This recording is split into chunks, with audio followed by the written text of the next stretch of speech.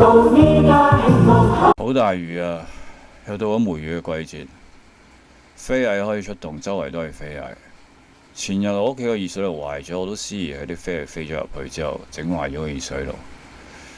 反正佢壞咗啦，咁我出去整啦。咁你來回屋企嘅都，因為你要去翻廁所睇下冇熱水，冇熱水你又出翻去露台再繼續整咁樣。來回咗好多次之後，其實我成個人已經濕晒。有一刻我放棄咗，然後我突然間有個念頭，我好似冇盡情地咁揼過雨啊！所以嗰一刻我除晒所有衫，企咗喺屋企出邊嘅露台度。嗰陣時凌晨嚟嘅，我估冇人睇嘅。橫風橫雨啊，雷電交加啊，雨水打我身上面嘅時候，其實好凍啊，但係好震撼啊！嗰一刻我好醒啊！